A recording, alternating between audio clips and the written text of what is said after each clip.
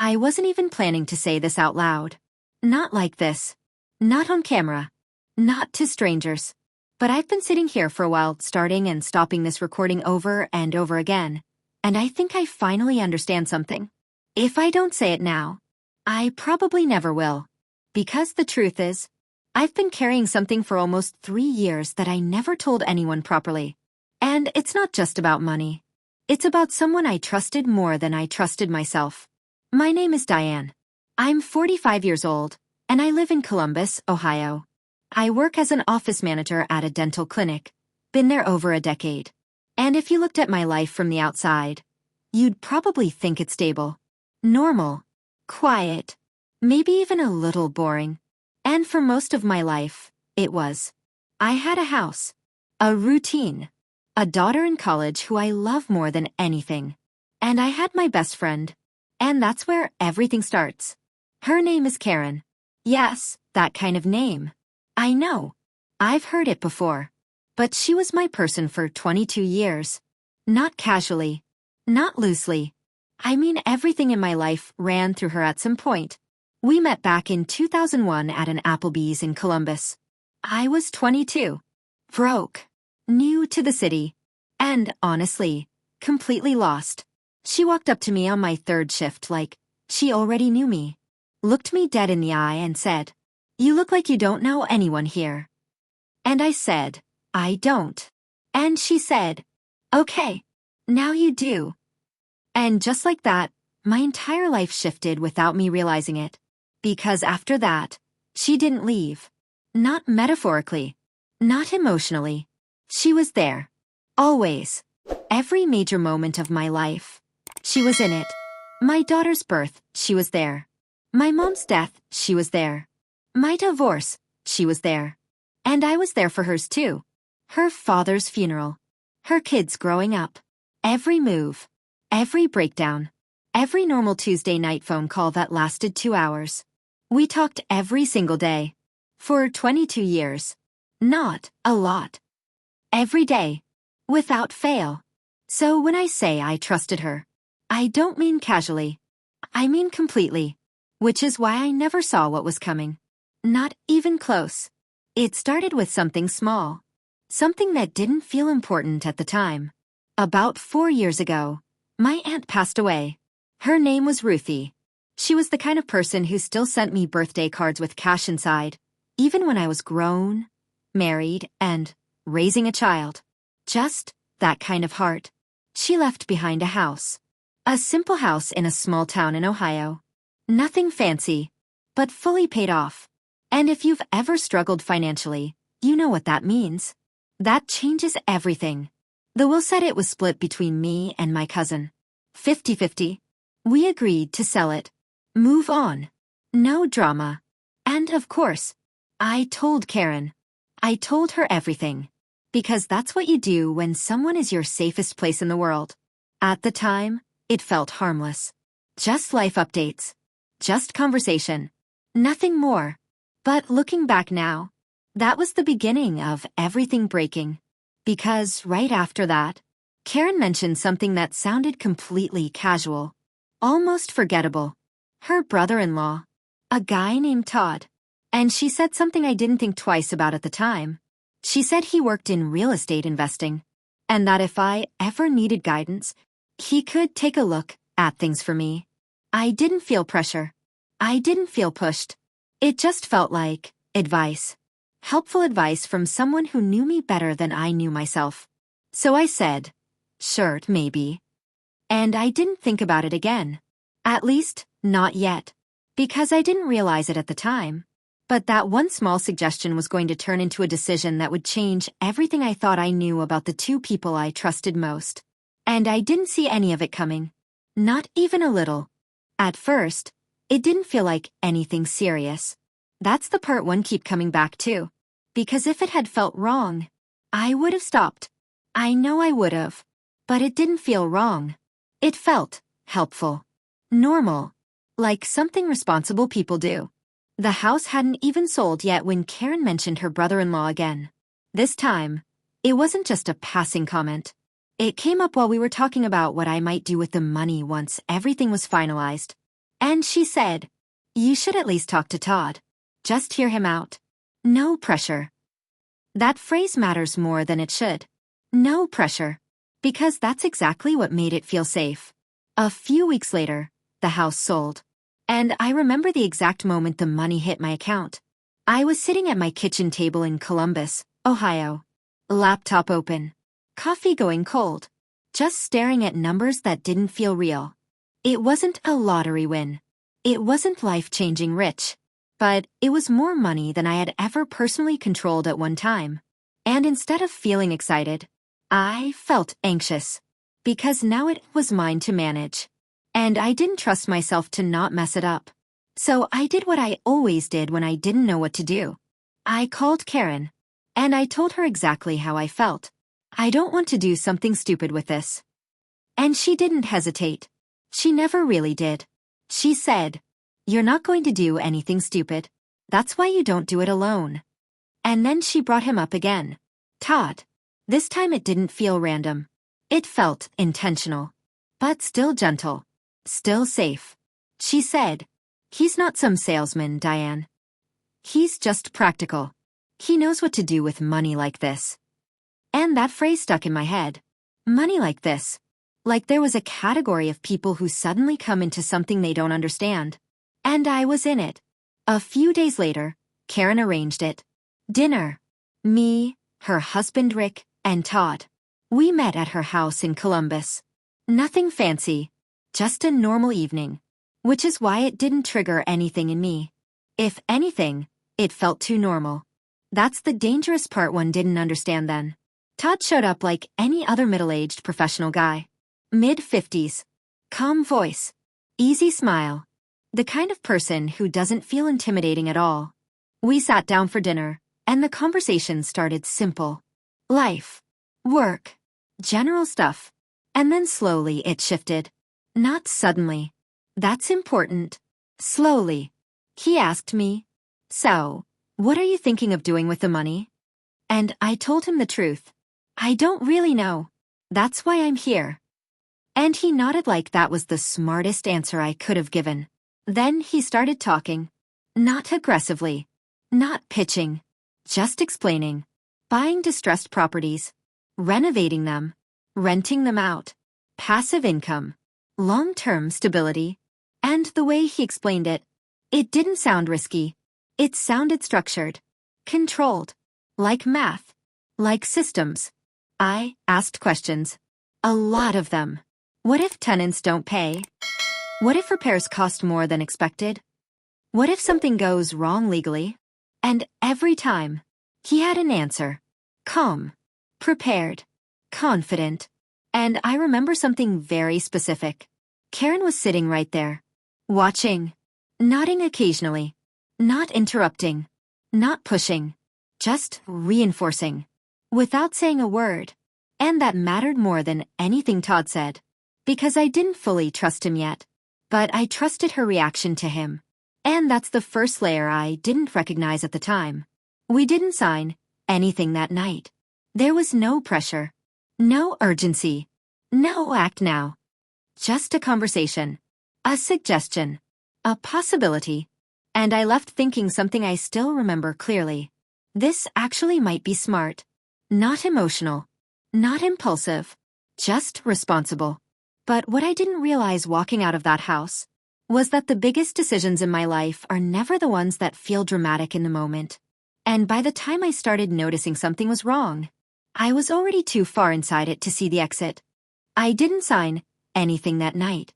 And that's exactly why I didn't feel worried afterward. That's the part that still messes with my head. Because nothing official happened. No contracts flying around. No pressure. No urgency. Just a conversation. A normal dinner. And in my mind, that meant I was safe. A few days passed. Then a week. And nothing changed. Todd didn't call constantly. Karen didn't push. Everything just sat there. Like an idea I could pick up or leave whenever I wanted. And that's what made it feel even safer. Because nothing was being forced. But slowly something changed. Not outside. Inside. I started thinking about it more than I expected. Not in a stressful way. More like curiosity. What if this actually works? What if I finally do something smart with money for once in my life? And every time I had doubt, Karen was there. Not aggressively. Not pushing. Just present. You don't have to rush, she said one day on the phone.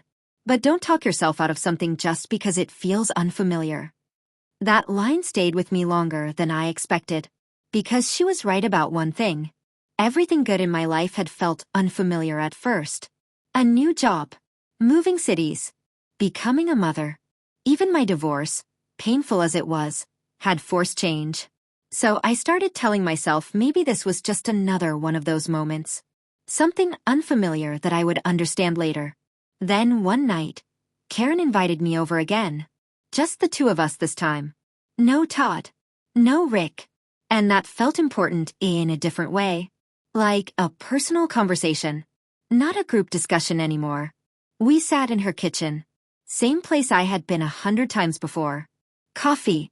Small talk. Comfortable silence.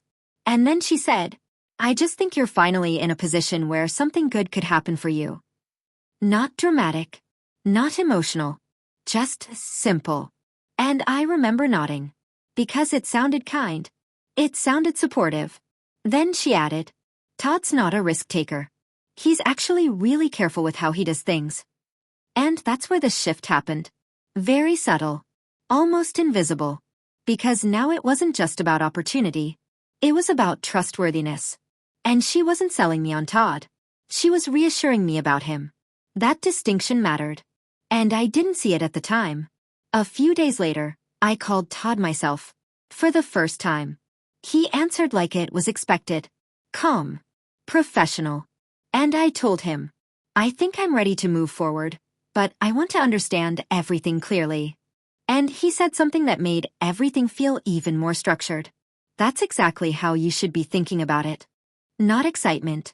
Not pressure. Approval. We went over details. Basic structure. What properties.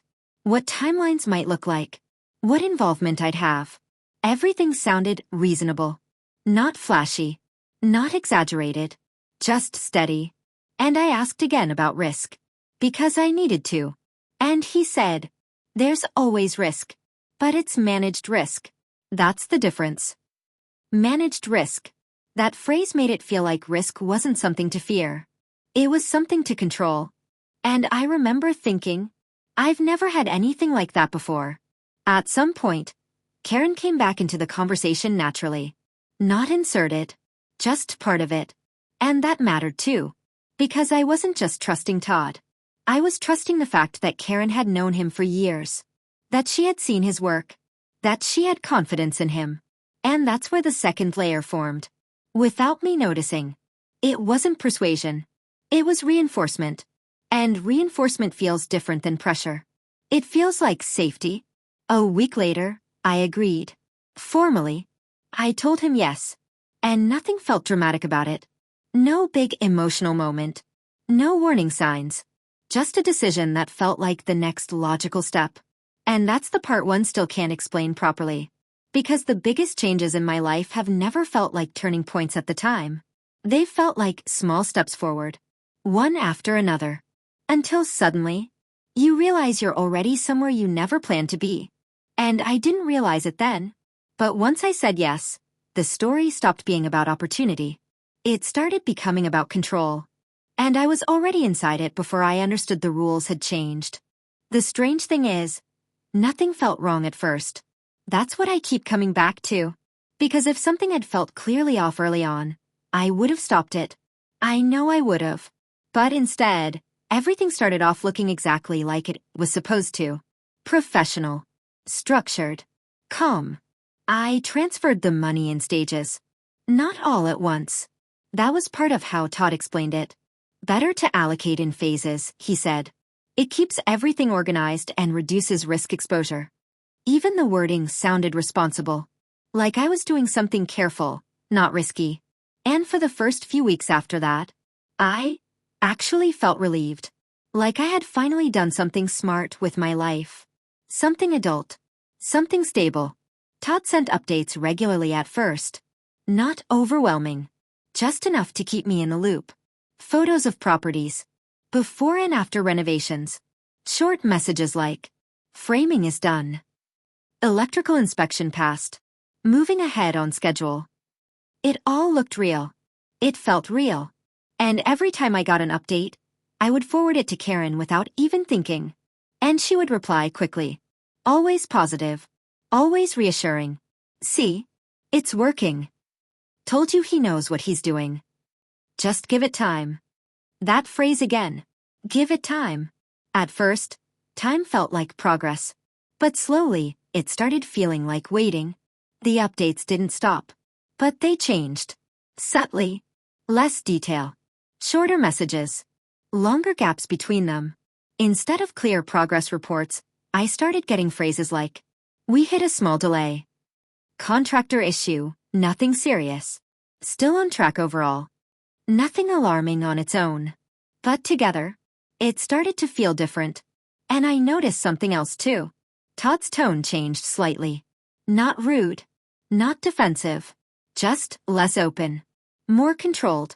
And that's when the first real discomfort showed up. Not panic. Not suspicion. Just a quiet thought I couldn't fully shake. Why does this feel less clear than it used to? I remember one specific evening clearly. I was sitting on my couch in Columbus. Phone in my hand. Staring at an update message that didn't really say anything. So I texted him directly. Can you give me a more detailed update on timeline and progress? It took longer than usual to respond. Not hours, but long enough for me to notice. When he finally replied, it was short. Very short. We're managing a contractor delay. These things are normal in renovation cycles. No need to worry. And something in that response didn't sit right with me. Not because of what it said, but because of what it didn't say. No specifics. No details. No reassurance beyond general phrases. So I did something I hadn't done before. I called Karen, and I told her everything I was feeling. The slower updates. The vague responses. The uncertainty. And she didn't hesitate. Not even a second. Diane, this is exactly how this works. Her voice was calm. Too calm. You're used to things being instant. Real estate isn't like that. It moves in phases. Phases. That word again. Everything was always in phases. And then she added something that settled me, but also stayed with me longer than it should have. You just have to trust the process. Trust the process. I remember leaning back on my couch after that call, staring at the ceiling, trying to decide if I felt better or worse. And I told myself I felt better. Because I wanted to. Because Karen sounded certain. Because uncertainty is uncomfortable. So I pushed the doubt down again. Just like before. But here's the thing I didn't realize at the time. Doubt doesn't disappear. It just waits. And the more I ignored it, the more quietly it grew. Until one day, it wasn't quiet anymore. It showed up in a way I couldn't explain away. Something I couldn't forward to Karen. Something I couldn't rationalize. Something that made me sit completely still and to think. Wait, this doesn't add up. Because that was the moment everything stopped feeling like delays. And started feeling like something else entirely. And the truth didn't come from Todd or Karen. It came from someone I had never heard of before in my life. I still remember the exact moment I saw the email. Because nothing in my life had prepared me for it. Not even close. It came on a normal afternoon. No warning. No build-up. Just there. The subject line was simple. Too simple, actually. Something like, regarding property ownership inquiry. I almost didn't open it. Because it looked like spam at first. One of those random messages you ignore. But I opened it anyway. And that decision changed everything. The woman's name was Patrice. Someone I had never heard of before in my life. She introduced herself politely, almost casually, and then she said something that made my stomach drop instantly. She claimed to be the actual owner of one of the properties I believed I had invested in. At first, I thought there had to be a misunderstanding. Some paperwork error. Some confusion. Something fixable. So I read it again. Slower this time. And that's when I saw the part that didn't make sense at all. She said someone had tried to sell a stake in her property without her knowledge, without authorization, and somehow my name had appeared in the documentation trail. I remember just sitting there, not moving, not blinking, just staring at the screen, because what she was describing didn't sound like a delay anymore. It sounded like something completely different. So I did the only thing I could think of. I called Todd, and I don't even know what I expected at that point. Maybe a calm explanation. Maybe a misunderstanding cleared up in 5 minutes. Maybe reassurance. But what I got was not that. He answered like normal at first. But when I mentioned Patrice's email, there was a pause. A noticeable one. Not long, but long enough for me to feel it. Then he said, I think there might be some confusion here. Let me look into it. And that was it. No urgency. No shock. No immediate concern. Just delay. So I called Karen. Immediately. And this time, I wasn't calm. I couldn't be. I read her parts of the email, word for word. And I asked her directly, do you understand what this means? There was silence on the other end. Longer than before.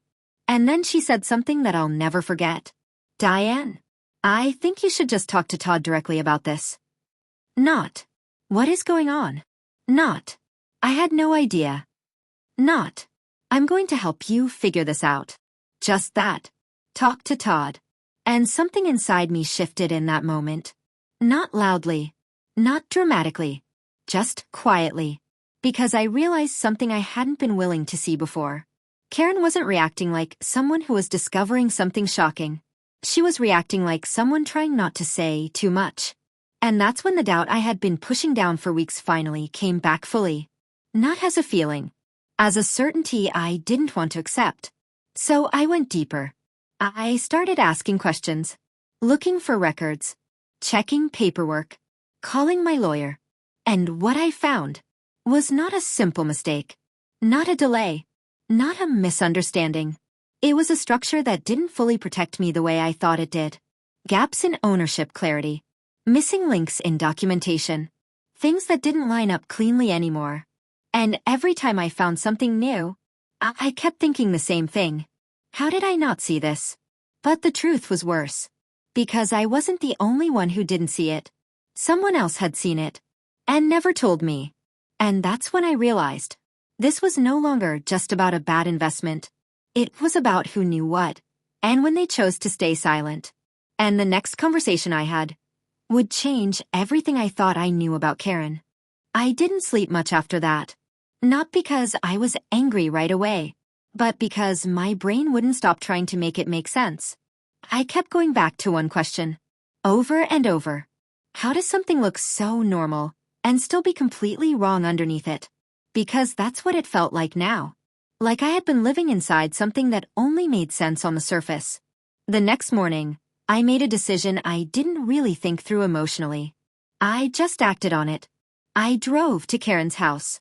I didn't call first. I didn't warn her. I didn't prepare anything to say. Because anything I tried to plan in advance kept falling apart in my head. Her house looked exactly the same when I pulled up. That was the hardest part. Because nothing looked like anything had changed. And that's when I realized something that still bothers me. Life doesn't always look like it's falling apart while it's happening. Sometimes it just looks normal. She opened the door like it was any other day. Like we were going to sit down and talk about regular things. And for a second, I almost lost my nerve. Almost. We sat at her kitchen table. The same table I had sat at hundreds of times before. Birthdays. Breakdowns. Coffee. Normal life. And I remember looking at her hands on the table and thinking, how do you start a conversation that can't be taken back? Finally, I said it. I need you to tell me the truth. She looked at me, confused at first, not defensive yet, just uncertain. So I continued, slower this time, more direct. I need to know if you knew anything about Todd's deals not being legitimate. There it was, out in the open. And for a moment, she didn't answer. That silence said more than anything else. Then she said, Diane, I didn't think it would go like this. Not no, not denial, not shock, just that. And in that moment, something inside me didn't break loudly. It just settled, like a weight finally hitting the ground, because I understood what that answer meant without her needing to say more. I sat there looking at her, trying to find something familiar, something I recognized from 22 years. But it didn't feel the same anymore. She started talking, saying she was sorry, saying she didn't expect this outcome, saying she felt terrible. And I believe she meant it. That's the hardest part, because this wasn't a simple villain moment. It wasn't clean. It wasn't easy. It was complicated in a way that doesn't give you closure. But here's what I knew for sure sitting there. She had information I didn't have, and she chose not to give it to me when it mattered most. And that changed everything. Not just the money, not just the situation, the entire foundation of what I thought I knew about her. Because trust doesn't usually break in one moment. It breaks in all the moments you don't notice at the time. Every, it's fine. Every, just be patient. Every time I was scared, and she chose calm instead of clarity. All of that came back to me at once, sitting in that kitchen. And I realized something I didn't want to accept. This wasn't just about Todd. It was about what she allowed to continue. I left her house that day without arguing, without yelling, without finishing anything properly, because there was nothing left to complete. The conversation had already ended, before either of us stood up. And as I drove home, I kept thinking one thing. I didn't just lose money. I lost the version of someone I thought I understood completely. And I didn't know how to process which loss hurt more, because I thought that was the end of it. But what I discovered afterward was that the real damage wasn't just what happened between me and Todd. It was everything that had been hidden long before I ever met him. I didn't get closure the way people think closure is supposed to happen. There was no final apology that fixed everything. No moment where everything suddenly made sense. Just distance and silence. After that day at Karen's kitchen table, I drove home and didn't tell anyone what happened for a long time. Not fully. Not in detail. Because once you say it out loud, it becomes real in a different way. And I wasn't ready for that version of reality yet. Life didn't stop. That's the part that surprised me the most. Work still needed me at the dental office. Emails still came in. Appointments still had to be managed. My daughter still called me about normal things, classes, roommates, life. But inside me, something had shifted permanently. Not broken, just changed. I stopped seeing trust the same way I used to. Not in an extreme way. I still talk to people. I still laugh. I still show up. But there's a layer now. A pause between what I hear and what I accept. I went through the financial side slowly after that. Lawyer meetings. Paperwork I didn't fully understand at first. Documents that made me feel stupid for trusting so easily. But over time, I stopped blaming myself completely. Because I kept coming back to one truth. I didn't trust a stranger. I trusted someone who had been part of my life for 22 years. That's what makes it complicated. That's what people don't understand when they hear stories like this. It's not a simple mistake. It's a long history that gets rewritten in a single moment. And Karen, I haven't spoken to her since. Not because I hate her, but because I don't know what conversation would even fix. There are things you can't explain your way back from. Sometimes I still catch myself reaching for my phone, out of habit, to tell her something small, something pointless, something normal. And then I remember I can't. And that's the part that still hits the hardest. Not the money, not the legal process, not even the betrayal itself. It's the silence where a person used to be. My daughter asked me recently if I regret trusting her. And I told her the truth. No, I said. I regret not knowing what I know now.